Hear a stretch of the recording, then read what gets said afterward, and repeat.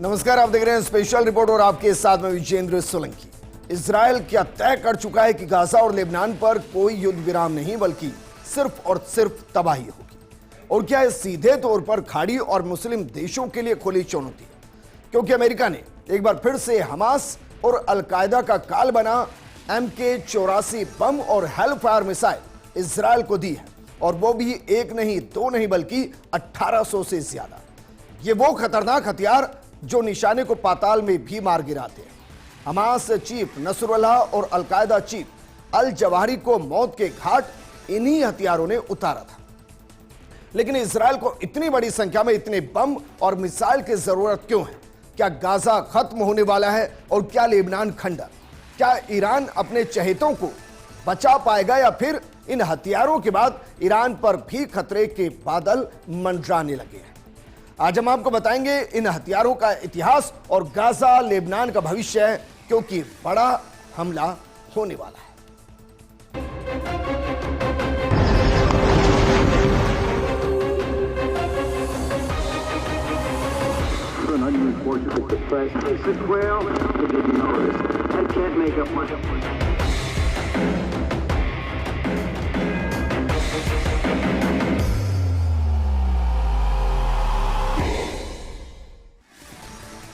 चलिए सबसे पहले इस जखीरे के बारे में ही आपको बताते हैं जो इजराइल पहुंचा है और ये कितना पहुंचा है और किस तरीके से पहुंचा है। जरा सबसे पहले इस पर ही एक नजर डालते हैं।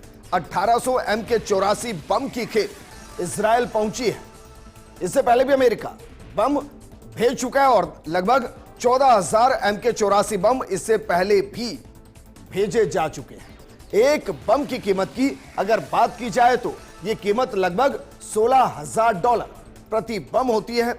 और कितना सैन्य उपकरण पहुंचा है यह भी जरा देखिए। 76,000 टन सैन्य उपकरण पहुंचे हैं 2023 से अब तक। 678 एयरलिफ्ट और 129 समुद्री शिपमेंट से तबाही का सामान पहुंचा दिया गया है, इजराइल पहुंचा दिया गया है। लेकिन किस तरीके से MK-84 बम हिजबुल्ला और हमास का काल बन सकता है, जरा इसको भी समझिए। क्योंकि हिजबुल्ला और हमास के ठिकानों को बर्बाद करने के लिए इजराइल ने जिन हथियारों का सबसे ज्यादा इस्तेमाल किया है वो MK-84 बम और हेलफायर मिसाइल है, जिन्हें अमेरिका ने बनाया।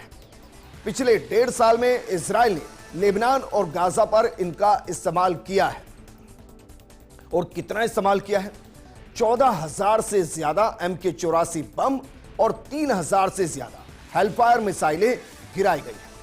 आपको ध्यान होगा डोनाल्ड ट्रंप ने एक बयान दिया था कि गाजा के अंदर बहुत से ऐसे बम हैं जो अभी तक फटे नहीं, और गाजा एक तरीके से बम का शहर हो चुका है। इसीलिए गाजा को दोबारा बसाने के लिए एक बार गाजा वासियों को वहां से हटाना पड़ेगा। दरअसल जिन बम की बात हो रही है वो MK-84 और हेलफायर मिसाइल ही है। लेकिन 2023 में गाजा पर MK-84 बम गिराना शुरू किया गया। MK-84 एक हैवी बम है, इसे ब्लू 117 भी कहते हैं। अमेरिका वियतनाम युद्ध के समय से इसका इस्तेमाल कर रहा है। इजराइल इस बम में नई तकनीक JDAM किट लगाकर हमला करता है। इजरायली तकनीक से बम को सटीक टारगेट पर पहुंचाया जाता है।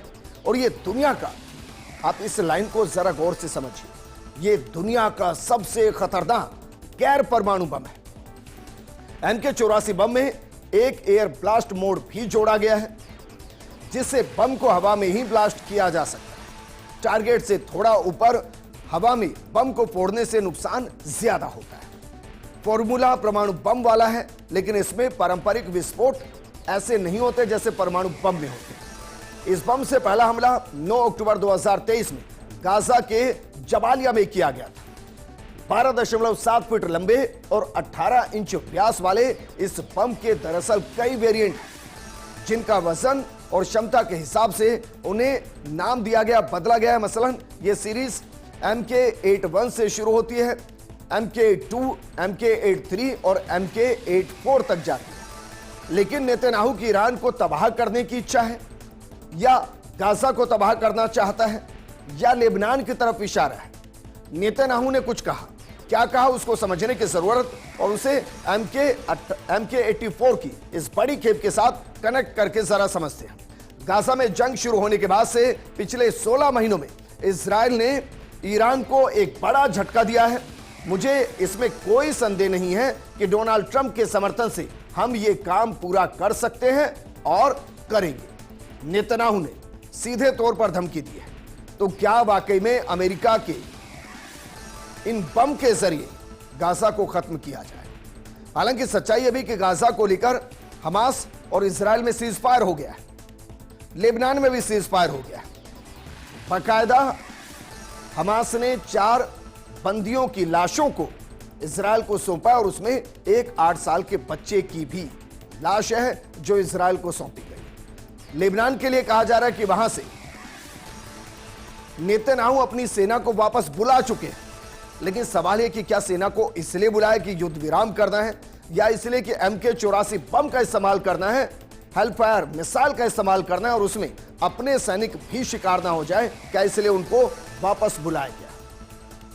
लेकिन एक दौर वो भी था जब अमेरिका इजराइल को एक बम नहीं दे रहा था और वो दौर था बाइडेन का। बाइडेन ने बाकायदा रोक लगाई थी। ट्रंप ने आते ही इसको एक बार फिर हरी झंडी दी। रोक लगाने के पीछे का कारण क्या था, जरा वो भी समझिए। क्योंकि बाइडेन ने इजराइल को भारी बमों की सप्लाई रोक दी थी।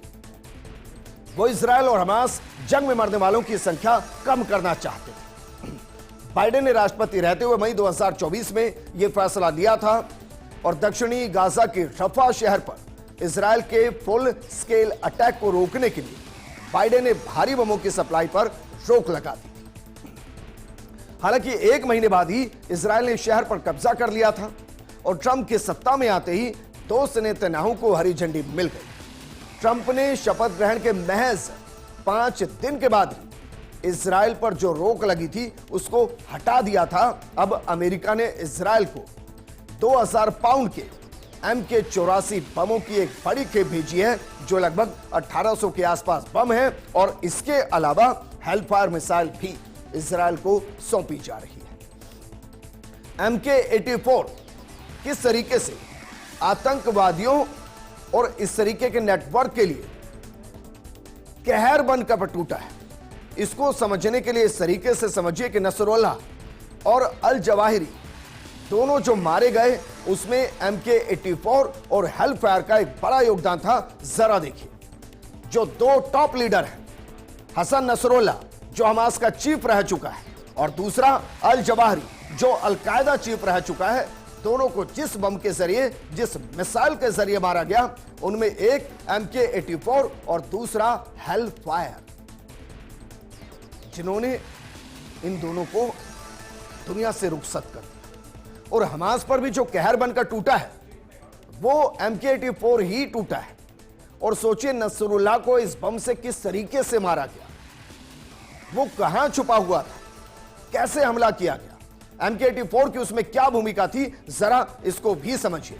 क्योंकि हमास हिजबुल्लाह पर इजराइल ये बम पहले कई बार दाग चुका है।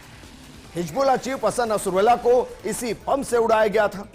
9 अक्टूबर 2023 को इजराइल ने गाजा के जबालिया में यह बम गिराया था। तारीख थी 13 जुलाई 2024 जब रफा के अल मवासी में इस बम का इस्तेमाल किया गया था। हमले में हमास कमांडर समेत 100 से ज्यादा लोगों को मौत के घाट उतार दिया गया था। दरअसल मार्क 84 बम, जिसे हम MK-84 कहते हैं, यह बम बंकरों या भूमिगत जगहों को तबाह करने के लिए बनाया गया और ऐसे ही नसरुल्लाह को मारा गया। क्योंकि इसमें एक हार्ड स्टील कवर होता है जो इसे विस्फोट करने से पहले कंक्रीट या अन्य किलेबंदी में गहराई तक घुसने में मदद करता है।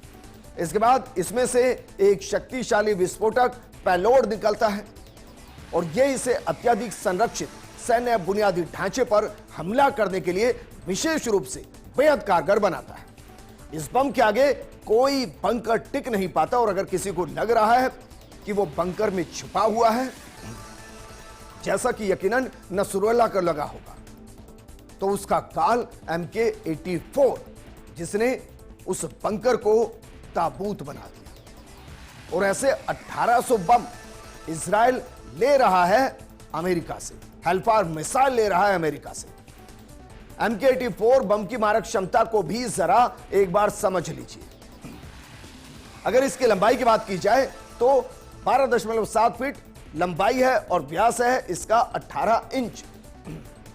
2000 पाउंड की इसकी वजन है, यानी कि इसको किलोग्राम में अगर आप देखेंगे तो लगभग 907 किलोग्राम इसका वजन है। 45% वजन विस्फोटक पदार्थ से भरा होता है, यानी कि 50% इसमें विस्फोटक सामग्री है। और इसकी खासियत क्या है? यह दुनिया का सबसे खतरनाक गैर परमाणु बम है। मारक क्षमता क्या है? 15 मीटर व्यास में 11 मीटर गहराई तक पहुंचता है, यानी कि लगभग 33 से 34 फीट नीचे तक। आप इसको नहीं समझ पा रहे तो ऐसे समझिए आपके आसपास जो भी इमारत 3 मंजिला है, 3 मंजिला इमारत को जमीन में समझ लीजिए, इतनी गहराई तक इसकी मारक क्षमता है। और इसी तरीके से 15 मीटर यानी कि 45 फीट लंबाई के अंदर, मीटर व्यास के अंदर जिसकी मारक क्षमता है, और यह बहुत ज्यादा है। अपने विस्फोट से भीषण तबाही मचाने में सक्षम है। कंक्रीट की 3.4 मीटर मोटी दीवार पल भर में ढहा देता है। इसका मतलब क्या है? 10 फीट मोटी, 10 फीट मोटी अगर कोई दीवार है, वो इसके सामने एक ताश के पत्ते की तरह है, उसको ढहा देता है। लोहे के बड़े बड़े ब्लॉक को भी तुरंत पिघलाने की क्षमता है, यानी कि जब ये फटता है तो वहां की गर्मी इतनी ज्यादा होती है कि लोहा पिघलने लगता है।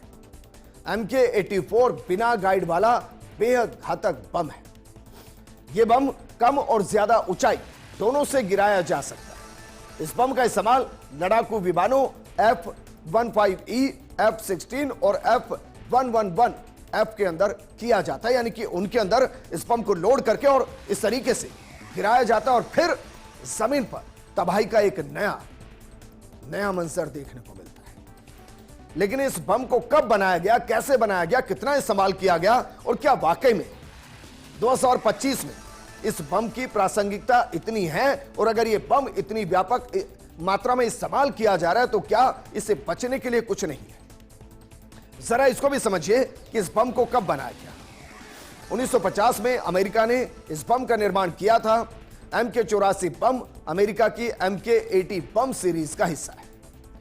इसे 1950 के दशक में विकसित किया गया था। इस सीरीज के सभी बम एरोडायनामिक डिजाइन पर बनाए गए हैं, यानी हवा को चीरते हुए और हवा की रफ्तार के हिसाब से, हवा की स्पीड के हिसाब से इसको डिजाइन किया गया है। जैसे कि एयरडायनामिक कार होती है, यह बम है, ताकि तेज गति से गिरकर अधिकतम नुकसान पहुंचा सके। यह बम ब्लास्ट, कंक्रीट यानी गड्ढा बनाने और फ्रेगमेंटेशन यानी छोटे छोटे टुकड़ों में बंटकर ज्यादा नुकसान के लिए जाने जाते हैं। यानी इसमें विस्फोट होता है, यह तेजी से चारों तरफ फैलता है और जो इसकी जद में होता है उसे मार गिराता है।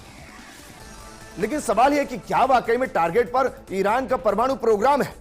हालांकि यह गैर परमाणु बम है, लेकिन क्या जो बम इजराइल को दिए गए हैं वो अमेरिका वाया इजराइल ईरान के परमाणु प्रोग्राम को अटैक करना चाहता है? जरा इसको भी समझिए, क्योंकि अमेरिकी इंटेलिजेंस एजेंसियों ने ईरान पर इजराइल के हमले को लेकर जो बाइडेन और डोनाल्ड ट्रंप के प्रशासन को चेतावनी दी थी, और यह सबको याद। एजेंसियों के मुताबिक इजराइल ईरान के परमाणु ठिकानों के टारगेट बना रहा है। साल के अंत तक ईरान के परमाणु प्रोग्राम से जुड़े ठिकानों पर हमले की आशंका है। ईरान पर हमला करने से मिडिल ईस्ट में बड़ी जंग शुरू होने का खतरा है। इजराइल ईरान के खिलाफ सैन्य कार्रवाई करना चाहता है और खुफिया रिपोर्ट के अनुसार कहा गया है कि इजराइल ईरान में सत्ता परिवर्तन ही करना चाहता है। वो सुप्रीम लीडर अयातुल्लाह खामेनेई को सत्ता से हटाना चाहता है। और क्या उसके लिए इन 1800 बम की खेप इजराइल पहुंची है? और क्या यह ट्रंप का वो सपना है जिसमें वो ईरान को सबक सिखाना चाहता है?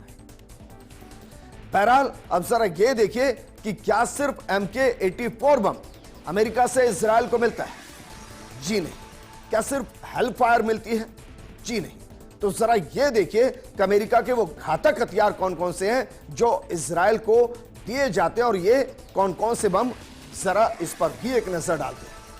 दरअसल F-35 बम, F-16 बम, F-15 बम, MK-82 बम, MK-83 बम, MK-84 बम, इसके अलावा जडास बम और हेलफायर मिसाइल। बीते एक साल में इजराइल को लगभग 14,100 बम और मिसाइल्स अमेरिका की तरफ से मिले और इनका इस्तेमाल 3 H पर हुआ है। पहला H हमास, दूसरा H हिजबुल्ला और तीसरा H हूती। और ये तीनों ही जहां से पोषित होते हैं वो है ईरान।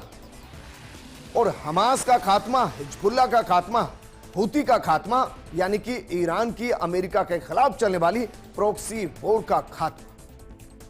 और क्या यही वजह है कि जैसे ही 1800 बम इजराइल को मिले हैं, हिजबुल्ला ने नेतन्याहू को खुली धमकी दी है। और इस धमकी में क्या कहा गया है, जरा ये भी समझिए। लेबनान के सशस्त्र गुट हिजबुल्ला के नेता नईम कासिम ने धमकी दी। कासिम ने कहा कि इजराइल को युद्ध विराम की शर्तों का सम्मान करते हुए लेबनान से अपनी सेना को वापस बुला लेना चाहिए। हिजबुल्ला ने इजरायली सेना को लेबनान छोड़ने की चेतावनी दी। अगर ऐसा नहीं हुआ तो इजराइल से सख्ती से निपटा जाएगा।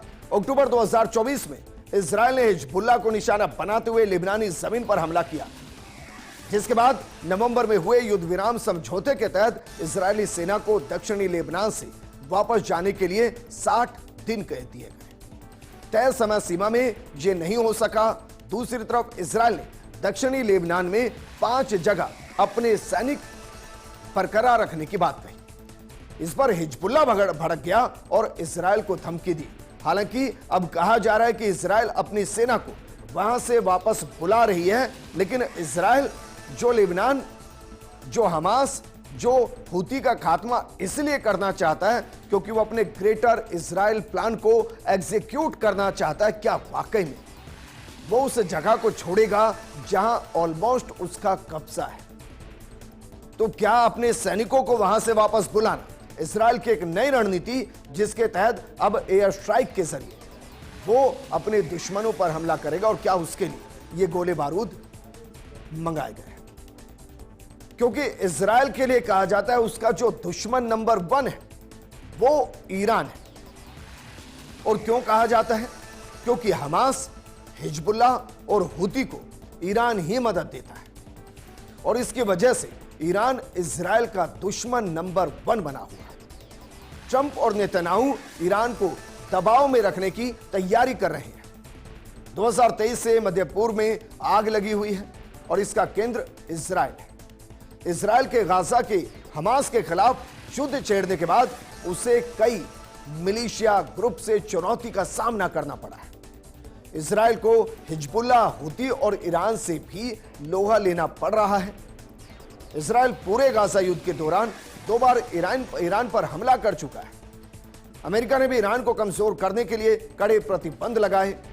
ईरान भी इजराइल को खत्म करने की कसम खाता रहा है। और क्या वाकई में जो हेलफायर मिसाइल, जिसका इस्तेमाल इजराइल बखूबी करता है तबाही के लिए, क्या उसका इजराइल आना, क्या MK-84 बम का इजराइल आना, क्या वाकई में ईरान पर अब सीधा अटैक? क्या वाकई में अमेरिका और इजराइल को लग रहा है कि हमास से गाजा में लड़ने, हिजबुल्ला से लेबनान में लड़ने, यमन में हूती से लड़ने से ज्यादा बेहतर है कि उनकी बैकबोन जो कि ईरान है उसी पर सीधा अटैक किया जाए? क्योंकि सारी फंडिंग इन तीनों संगठनों को ईरान से आती है। फाइनेंशियली सपोर्ट इन तीनों संगठनों को ईरान से आता है। तो क्या एक बड़ी वॉर की तैयारी ईरान के खिलाफ की जा रही है? बहरहाल आगे बढ़े उससे पहले हेलफायर मिसाइल की ताकत भी आपको बताते हैं, क्योंकि MK-84 की ताकत आप समझते हैं। हेलफायर मिसाइल की ताकत क्या है? इजरायली फाइटर जेट्स F-16 और F-15 में यह मिसाइलें खूब लगी रहती है।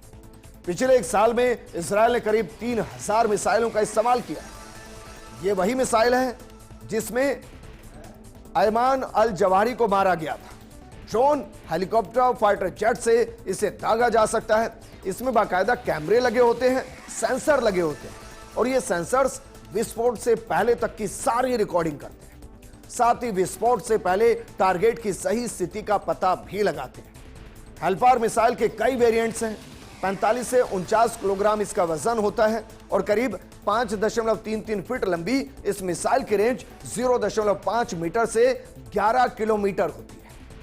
यह अधिकतम 1601 किलोमीटर प्रति घंटे की स्पीड से चलती है और इस मिसाइल में जरूरत के मुताबिक हथियार लगा सकते हैं, जैसे कि टैंकों के खिलाफ हाई एक्सप्लोसिव, शेप्ड चार्ज यानी चाकू जैसी धातु, टेंडम चार्ज यानी कि आर्मर पिघलाने वाला, मेटल ऑगमेंटेड चार्ज यानी कि धातु ध्वस्त करने वाला, ब्लास्ट फ्रेगमेंटेशन यानी कि सैनिकों की टुकड़ियां बनकर उड़ाने के लिए इसका इस्तेमाल किया जाता है। तो जरा सोचिए, इजराइल अगर इतने बम मंगा रहा है, वो हेलफायर मिसाइल मंगा रहा है, तो क्या अमेरिका के इशारे पर इजराइल अब गाजा, यमन और लेबनान को छोड़ सीधा ईरान से टक्कर लेने की स्थिति में आने वाला है? क्योंकि ईरान पर हमला मतलब इन तीनों आतंकी संगठन की सैन्य तौर पर भी और फाइनेंशियली तौर पर भी कमर को तोड़ देना है। इस प्रोग्राम में फिलहाल इतना ही, लेकिन आप बने रहिए फर्स्ट इंडिया न्यूज के साथ, क्योंकि खबरों का सिलसिला लगातार जारी है। नमस्कार।